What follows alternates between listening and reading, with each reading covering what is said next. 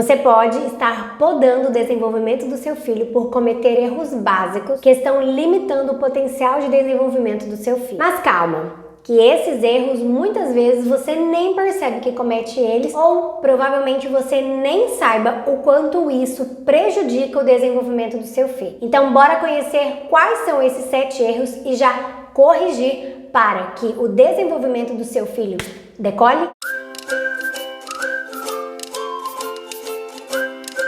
Oi, eu sou a Keila, bem-vindos de volta ao meu canal Movimento aqui de Sem Neuro. É muito bom ter você aqui mais uma vez. E bem-vindo a esse vídeo sobre um assunto difícil de lidar, que é falar sobre erros. Essa semana mesmo, no meu trabalho, eu sou personal infantil, sou formada em Educação Física e Psicomotricidade. Uma mamãe comentou comigo, veio me perguntar sobre uma questão em que seu filho está, num comportamento em que ela não sabe lidar com esse comportamento, porque ela não está sabendo o que está acontecendo na cabecinha dele, e ela me pediu um socorro. E aí ela pegou e falou, é alguma coisa que eu tô fazendo? Ou seja, mais uma vez é minha culpa, porque sempre é a culpa da mãe. Esse foi o comentário dela. A proposta do meu vídeo não é apontar o dedo para você. Na verdade, eu quero te ajudar, porque como eu disse na introdução deste vídeo, provavelmente você nem sabe que isso prejudica o seu filho. E agora você vai saber, e isso vai te dar base para que você possa mudar de atitude se você concordar que isso é algo que está prejudicando o seu filho. Até porque quem sou eu para apontar o dedo para você? Porque muitos desses erros eu já cometi e hoje ainda eu preciso me policiar muito e tomar muito cuidado, porque senão eu volto a errar novamente. Então vamos lá conhecer esses erros. Erro 1. Fazer tudo pela criança. Muitas vezes a gente vai fazer pela criança porque, primeiro, nós não temos paciência para esperar o tempo dela. Segundo, nosso dia agitado, a gente precisa que ela termine logo porque eu já tenho outra coisa para fazer. Ou terceiro, eu acho que essa criança é muito pequenininha ainda é muito bebezinha, ela não é capaz, ela não vai conseguir, então eu vou lá e faço pela criança. Seja a criança lá brincando, tentando encaixar uma peça, eu faço por ela. Seja a criança tentando pegar uma comidinha, aí você vai lá e pega e dá pra ela. Seja a criança tentando colocar uma roupa, tirar uma roupa, enfim, qualquer tarefa, qualquer atividade ou qualquer brincadeira. E isso é prejudicial por quê? Porque inconscientemente a mensagem que você passa é que ela não é capaz, que ela não tem capacidade nenhuma. E isso vai ficando interno nessa criança que ela vai acreditando nisso, de que ela não é capaz. E geralmente quando ela é colocada no ambiente da escola, em que lá as crianças precisam aprender a ser independentes, autônomas, ela vai ter muita dificuldade e vai necessitar muito da ajuda da professora, porque ela não sabe se virar sozinha, não sabe se organizar sozinha, não sabe fazer nada por si mesma sozinha, porque ela acredita que ela não consiga. Então, é muito importante você tentar se controlar. Sei que a nossa vida é muito agitada, sei que é difícil esperar o tempo da criança e sei que às vezes a gente faz tentando ajudar, tendo uma boa atitude, mas na verdade a gente não está ajudando. Esse é um dos grandes erros que eu tive muito no início do meu trabalho como personal infantil. Eu fazia pela criança porque eu achava que eu estava ajudando ela, porque assim ela via eu fazendo, então eu achava que ela ia lá e ia imitar. E na verdade eu estava fazendo essa criança ficar dependente de mim. E isso não é muito bom, porque aí entra a segunda questão que é ruim. Nós não estamos estimulando a autonomia da criança. E quando nós não estimulamos a autonomia da criança, nós a tornamos dependente de um adulto. E isso é ruim por quê? Porque ela sempre vai precisar de ajuda e eu posso colocá-la em risco. Porque uma criança que não tem independência, não tem autonomia, é uma criança que tem risco de ser abusada, porque ela vai sempre precisar da ajuda de outra pessoa e normalmente de um adulto para fazer algo por ela. Então, espero você sabendo disso, isso te estimule a ter mais paciência, a dar tempo para que a sua criança faça sozinha. Segundo erro, dar muitos brinquedos para a criança. Engana-se quem pensa que quantidade de brinquedo significa mais estimulação, que quanto mais a criança tiver brinquedo, mais essa criança vai brincar. Não é verdade, é o contrário na verdade. Quanto mais brinquedo essa criança tem, menos essa criança vai brincar, porque ela tem excesso. E principalmente se todos esses brinquedos ficarem disponíveis ao mesmo tempo para ela. Ela não vai se sentir motivada a querer brincar com todos os brinquedos. Então o ideal é que você deixe poucos brinquedos expostos para o seu filho. Mesmo que o seu filho tenha muitos brinquedos, porque ganha de um parente ou de outro, de aniversário, enfim, não deixe todos os brinquedos disponíveis para o seu filho. Deixe alguns brinquedos. Procure observar quais são os brinquedos que o seu filho gosta mais, quais as brincadeiras que mais chamam a atenção dele e deixe apenas esse. E o restante você guarda, longe da vista do seu filho. E aos poucos você vai fazendo a troca de brinquedos para chamar mais a atenção dele. E segunda coisa, você ensina consumismo. Você ensina para o seu filho que tudo o que ele quiser de brinquedo você vai dar para ele. Então toda vez que ele vê alguém com um brinquedo novo lá na escola e você pedir, você dá. Ou quando ele vê lá na televisão, você dá para ele aquele brinquedo. Então você está ensinando ele a consumir por consumir. E isso não é legal porque você já está formando valores. Isso ele vai levar para a adolescência dele e para a vida adulta. E vamos falar a verdade, gente. Na vida adulta, a gente consegue tudo o que a gente quer na hora que a gente quer? Agora você imagina emocionalmente como que essa criança vai lidar quando ela tiver um não, quando ela for colocada diante de uma frustração. Então tá vendo como um simples ato ensina um valor para ele. Então a questão não é só a quantidade de brinquedo, é o ensinamento que há por trás disso. E se você quer aprender como fazer essa questão de organizar melhor os brinquedos, aqui no meu canal eu tenho essa playlist e eu vou deixar o link dela na descrição abaixo para você conferir depois, para te ajudar a organizar melhor, de uma forma mais funcional para o teu filho, que faça com que chame a atenção dele, que ele brinque mais e que ele seja melhor estimulado, sem hiperestimular e sem que fique aquela quantidade de brinquedos jogado por toda a casa. Terceiro erro, não deixar a criança comer sozinha.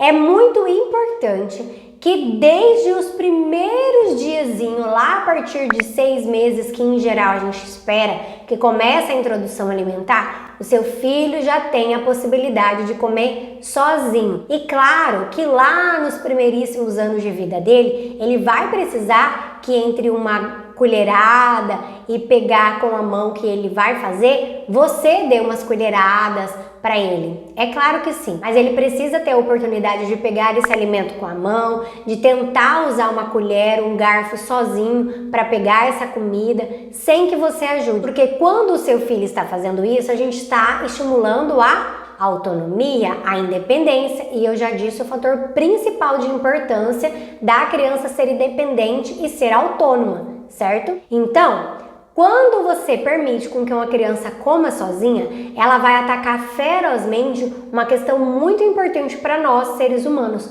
sobrevivência. Aprender a comer sozinho é uma questão de sobrevivência. E todas as dificuldades que aparecerem na frente dessa criança que vão atrapalhar esta sobrevivência, ela vai atacar ferozmente para aprender a fazer aquilo. E quando essa criança está aprendendo a comer sozinha, além de estimular a independência e a autonomia, de atacar essa questão da sobrevivência, ela está formando novas redes neuronais. Lá no seu cérebro, ele está trabalhando e tentando achar uma forma de fazer com que aquele alimento chegue até a boca dela.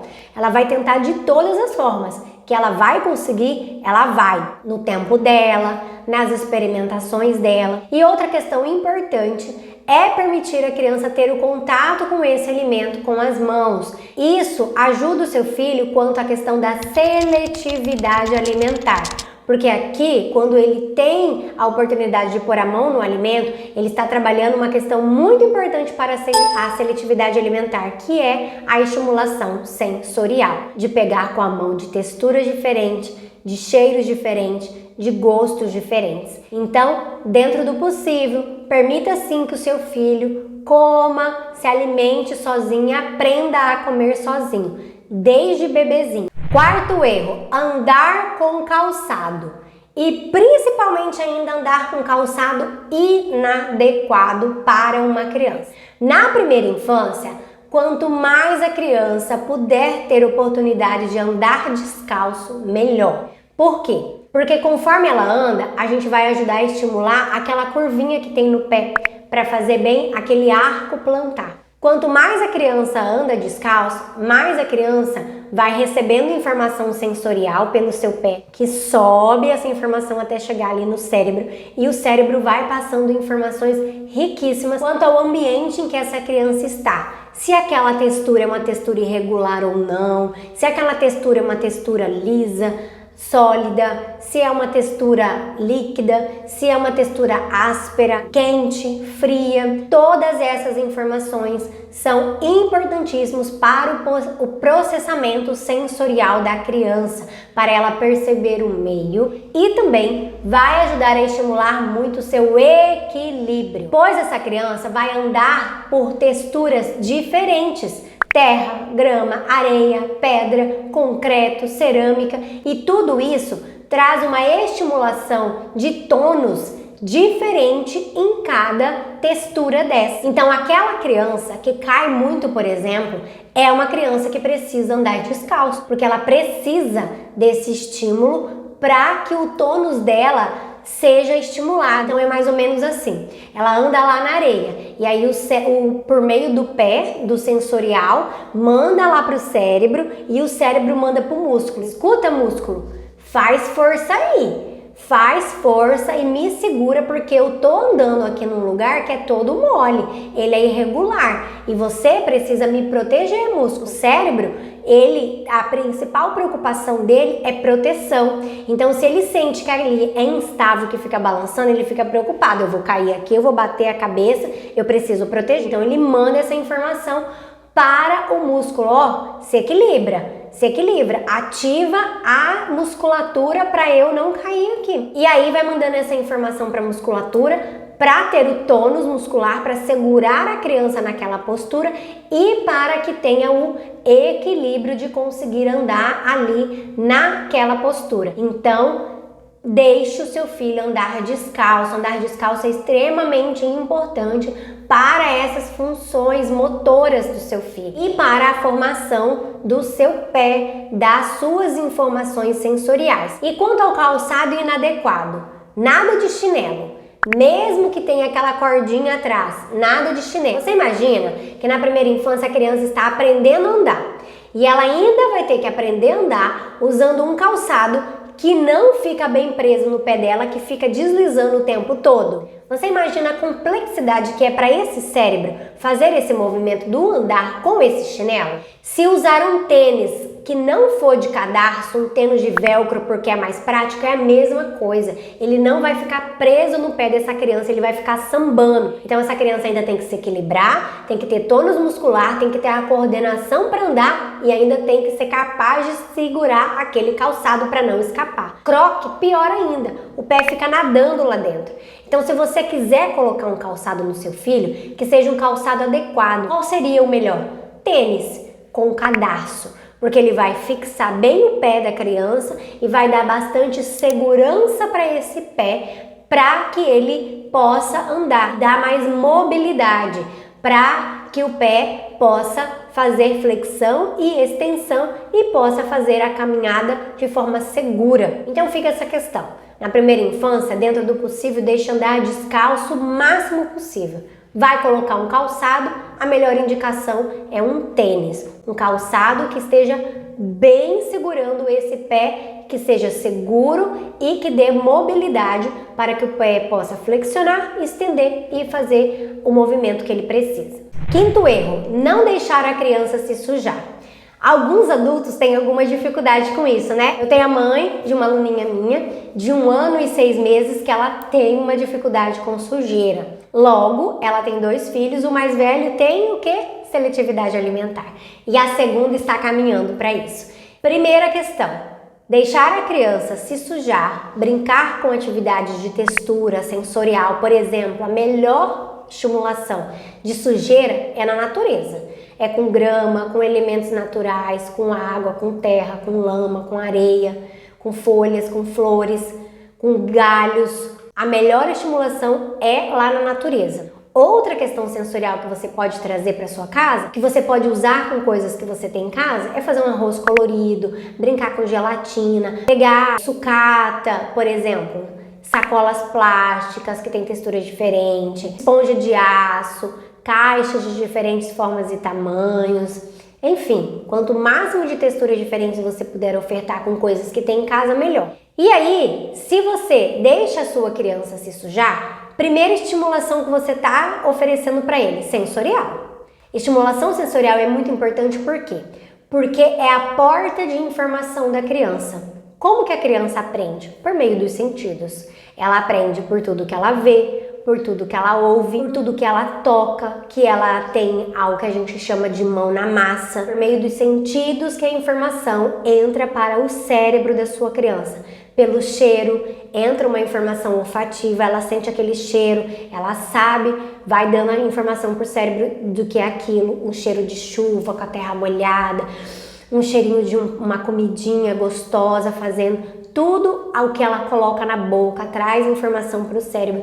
Tudo pelos sentidos traz informação. É a primeira coisa importante para deixar o seu filho se sujar. A segunda coisa é ele aprender a lidar com as texturas. A lama, molenga, o barro lá, né? É uma textura melequenta. Isso vai fazer com que ele se acostume a comer coisas mais pastosas e que ele não tenha nojo disso. Eu sou uma pessoa que tem dificuldade de comer umas texturas assim. Eu não gosto de sopa, eu não gosto de nada de coisa de caldo, cremosa, coisa muito melequenta, eu não gosto. Eu tenho uma dificuldade com isso. Então, para a criança, é por meio disso, da brincadeira, que o cérebro vai armazenando essas informações para outras habilidades, como, por exemplo, para a alimentação. E a terceira coisa importante de permitir uma criança brincar sujando é a imunidade. É a vitamina S, que a gente chama, né? A vitamina de sujeira, a vitamina N, vitamina de natureza. Por quê? Porque ali o corpo vai aprender a combater aqueles agentes sujinhos que vão querer entrar no corpo e esse corpo da criança vai ficando cada vez mais forte. Toda criança que é colocada num ambiente limpo demais é uma criança que fica muito doente. Não tenha dúvida disso. Eu tive 2 aluninhos gêmeos, um menino e uma menina, que a casa era impecavelmente limpa. Quando as crianças iam pro parquinho, o pai e a mãe levavam uma garrafinha e um paninho e toda hora que eles pegavam em alguma coisinha, eles iam lá e limpavam. A criança precisa ser exposta a um pouco de sujeira. É claro, gente, que não é uma sujeira fora do comum. Eu tô falando uma sujeira relacionada principalmente à natureza. Ela precisa ser exposta a andar descalça, pegar na grama, na terra, na pedra, em galho, em planta, em flores. Ela precisa disso. O corpo dela precisa, os soldadinhos lá dentro precisam aprender a se defender. E eles aprendem quando eles são colocados em contato com o sujinho. Todas as crianças que são permitidas que elas tenham contato com sujeira, que elas brinquem se sujando, são crianças que tendem a relaxar mais, a ser menos agitadas, porque acalma. Brincar com coisas sensoriais, com se sujar, acalma a criança. Então penso que esse fator vai te convencer se os outros 3 não te convencerem. Seu filho é muito agitado, dá uma atividade sensorial para ele fazer, dá uma atividade de sujeirinha que você vai ver que ele vai ficar bem mais tranquilinho. Sexto erro, excesso de telas. Para você que me segue, você sabe que volta e meia eu trago esse assunto de telas aqui, porque é uma questão urgentíssima na primeira infância que a gente precisa olhar mais atentamente para isso. Excesso de telas, ele hiperestimula o seu filho. Então, se o seu filho é agitado, ele vai ser uma criança mais agitada ainda. Ele faz com que o seu filho não tenha concentração. Por quê? Principalmente se a criança assiste em celular ou tablet. Ele está assistindo lá e aí ele assiste um pedacinho, daqui a pouco ele aperta o botãozinho, pula o próximo videozinho. Aí tá assistindo lá, passa pro outro, passa pro outro. É uma criança que não aprende a se concentrar. Agora você imagina como que essa criança vai conseguir ficar sentadinha lá na escola? Por no mínimo o quê? Quantas horas? 2, 3 horas sentadinho? Gente, ela não vai dar conta nem de 5. Imagina 2, 3, 4 horas sentada lá na escola, porque esse cérebro foi alterado neurologicamente. De formas químicas, esse cérebro foi alterado, ele foi superestimulado.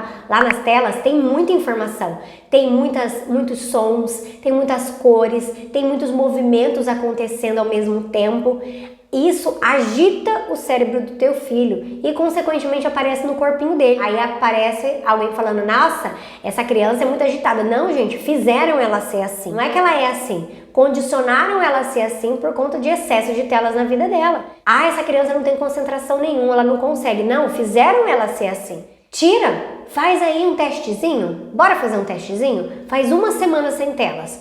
Coloca outras atividades aí para o seu filho fazer e observa se ele não se torna uma criança menos agitada, uma criança mais focada, mais concentrada, mais criativa, que vai brincar mais. Só que não adianta tirar as telas e não colocar outras coisas, porque o seu filho ficou viciado em telas. Então ele precisa que você dê outra coisa para ele fazer, porque senão ele vai ficar pedindo telas para você. Por que mais telas em excesso é prejudicial para a vida da criança? A criança desaprende a brincar, porque ela está acostumada a receber a informação.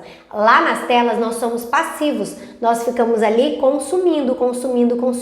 E aí quando ela vai brincar, se ela não fizer alguma coisa com o carrinho, se ela não fizer alguma coisa com o bloco de montar, eles vão fazer algo sozinho? Não vão. Esses brinquedos dependem da criança para existir. Então a criança vai desaprender a brincar. E aí você quer tirar ela da tela e fala, vai brincar, menino. Ele não sabe brincar. Ele precisa que você ensine ele a brincar. E outra questão importantíssima, que é a mais de todas do excesso de telas na vida da criança, é tornar essas crianças viciadas. Tela, já é comprovado que tela vicia a nível de droga no cérebro da criança. É tanto neuroestimulador que vem no cérebro da criança por conta de excesso de tela que ela fica viciada. Tanto é que se você toma o celular, a televisão, do nada você tira do seu filho, o que vai acontecer? Ele vai chorar, espernear, gritar, pedir para que ligue ele. Isso prova que esse cérebro está viciado. Se você quer saber mais dos prejuízos que a tela traz para o cérebro da criança, eu tenho aqui no meu canal essa playlist, eu vou deixar o link dela na descrição abaixo. Depois confere lá e olha com mais carinho essa questão das telas, e também nessa playlist tem alguns vídeos que eu ensino como que você faz para diminuir, para tirar as crianças das telas e colocar ela para fazer outras coisas, porque como eu disse, não adianta só tirar as telas, tem que dar outra atividade para o seu filho fazer no lugar. 7º erro, falta de tempo junto com o filho. Hoje, o fator mais precioso para todos nós é o quê? Tempo. Tempo é uma coisa que a gente não consegue voltar. E tempo é uma coisa que está muito difícil e escasso para todos nós. Você concorda? E qual seria a maior demonstração de amor para o outro? Dar o seu tempo para o outro. E isso não é diferente quando a gente fala em filhos. É muito importante que você tenha um tempo junto, de qualidade e de quantidade com o seu filho, de acordo com a sua realidade. Então, dentro da sua realidade, tenha tempo com o seu filho. Isso é muito importante para encher a caixinha de emoção dele. Presta atenção e faz um teste. Pega um final de semana, sábado ou domingo, o que ficar melhor aí para você, ou se for melhor para você algum dia na semana, e jorra de tempo, de qualidade e de quantidade com seu filho nesse dia. Esteja só para ele, só vocês, sem tela, sem celular, sem televisão, sem trabalho, sem nada para atrapalhar, só vocês. Esteja com ele o tempo todo, fazendo as refeições, fazendo brincadeiras, atividades, se der vai dar um passeio num parque próximo aí do seu bairro, numa praça, enfim, o dia inteiro. E aí, na semana seguinte que você fez isso, digamos que você faz no domingo, presta atenção como que vai ser o comportamento do seu filho. Gente, é mágico. Os meus alunos mesmo, toda vez que eles vão para uma viagem com os pais só viajam com ele, quando eles voltam, tem muita coisa nova. Se é uma criança que está em processo de aprendizagem da fala, quando eles voltam, tem muitas palavrinhas novas. Se é uma criança que é extremamente agitada, porque ela é uma criança do movimento, que tem uma inteligência por meio do movimento, ela volta super mais tranquila, com as suas emoções reguladíssimas. Então, faz esse teste. E depois eu quero saber, hein? Aí você volta aqui nesse vídeo e conta nos comentários o que você percebeu de diferente no seu filho. Quais foram as novas habilidades que o seu filho apresentou depois desse tempão maravilhoso de quantidade e qualidade que você teve com ele. Então, o ideal é que você tenha todos os dias tempo com o seu filho. Mas a gente não vive de ideal, né? A gente vive de realidade. Então, dentro da sua realidade, o que for possível todos os dias, tenha tempo de qualidade com o seu filho. O que seria isso? Uma refeição considerado um tempo de qualidade, sem distrações nenhuma. Ler um livro junto, sentar no chão para brincar junto. Quando você leva o seu filho para a escola, desliga som, desliga a tela. Aproveita esse momento para ter um bate-papo com ele, conversando enquanto vocês vão indo pelo caminho. Sentar para ver fotos, ver recordações, enfim, são exemplos de coisas que são tempo junto, que são considerados tempo junto com o seu filho. Viu que não necessariamente é só o brincar? Tem outras coisas que você pode fazer que vai sim ser muito bom para o seu filho. Toda vez que o filho tem boa conexão afetiva, amorosa, relacional com o pai e com a mãe, é uma criança que vai ter um desenvolvimento saudável em todas as áreas: emocional, física, cognitiva, social, pedagógica, todas as áreas. Essa criança vai ser bem desenvolvida. Moral da história: não tem problema nenhum recalcular a rota quando a gente fala sobre o desenvolvimento dos filhos. Não é verdade? Se para você fez sentido tudo o que eu abordei aqui, começa a pensar aí o que você pode fazer, que estratégias você pode usar para reavaliar alguns comportamentos, algumas atitudes e começar a mudar hoje com o seu filho. E se esse vídeo te ajudou, se eu te ensinei alguma coisa, deixe seu like, isso me ajuda muito. E se você quer saber mais assuntos sobre o desenvolvimento infantil na primeira infância, se inscreve no meu canal, porque é sobre isso que eu falo aqui. E eu te aguardo no próximo vídeo do meu canal. Tchau!